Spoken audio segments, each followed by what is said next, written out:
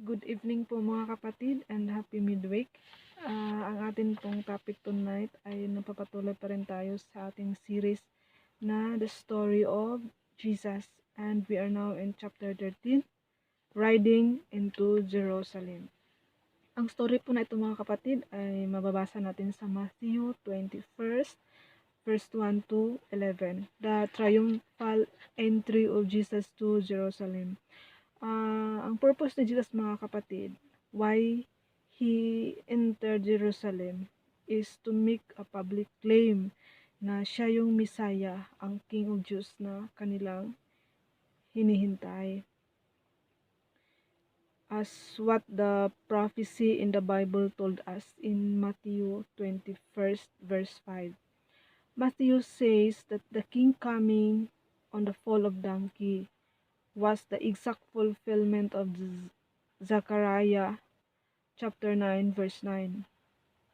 Sabi dito, rejoice greatly, O daughter of Zion, shout daughter of Zion, shout daughter of Jerusalem. See, your king comes to you righteous and having salvation,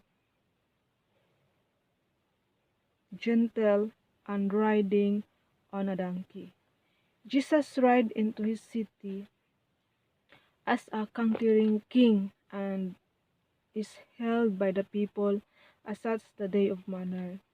And the streets of Jerusalem, the royal city, are open to him. And like the king ascends to his palace, not a temporal palace, but spiritual palace, that is the temple. So pumunta doon si Jesus. And because he is the spiritual kingdom, he receives the worship and praises of the people mga kapatid, because he only deserve it. Si Jesus lang ang deserve sa ating worship and praises. And so, dito hindi na no longer Jesus no longer does he tell the disciples to be quiet about him. Kasi di ba nung sa Matthew 12 na mabasa natin sa Matthew 12:16 and Matthew 16:20, mga kapatid, kung may Bible kayo, basahin niyo po. But he shout his praises and worship him openly. The spreading of cloaks was an act of homage for royalty in 2 Kings 9 verse 13. Jesus was openly declaring to the people that he was the king and the Messiah na kanilang hinihintay. Kasi pero yung iba pa rin yung paniniwala ng iba na kasi yung hinihintay nila na Messiah ay darating na as a king na mag-lead para i-revolt ang Jerusalem. Pero si Jesus ay dumating lang siya na nakasakay sa donkey. So the story of triumphant entry is one of the contrasts and those contrasts contained sa application sa ating mga believers. Ito ay story na isang hari na dumating as a lowly servant on a donkey. Hindi yung not a prancing steed, yung hindi yung isang hari na dumarating na nakasakay sa isang kabayo.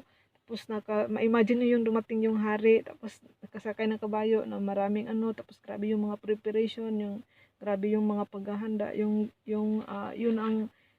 ganun na pagkadating. Pero si Jesus iba. Nung dumating si Jesus ay as a lowly servant on a donkey. Not in a royal robes, but in a clothes of the poor and humble. Jesus came not to conquer by force as a earthly king. Hindi siya dumating na para mag para gamitin yung patulad ng isang hari na dumarating gigamit yung pagiging hari, makamundong hari na nakapangyarihan, but he conquered by love, grace, and mercy, and his own sacrifice for his people. He is not a kingdom of armies and splendor, but of lowliness and servanthood. He conquers not nation, but hearts and minds. So his message is one of peace with God, not for temporal peace. If Jesus has made, kung ang Panginoon po mga kapatid ay nag-triumphal entry na sa ating mga puso mga kapatid, He reigns there in peace and love. Sa so sa atin as a follower of Jesus mga kapatid, I hope and pray na we exhibit those same qualities mga kapatid na ginawa ni Jesus, para po ang so the world will see na the true King is living in us and reigning in us triumphantly. Nawa po mga kapatid ay may natutunan po tayo sa short message natin tonight.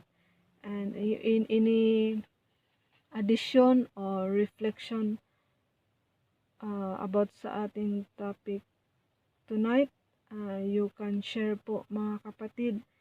And thank you once again and happy midweek.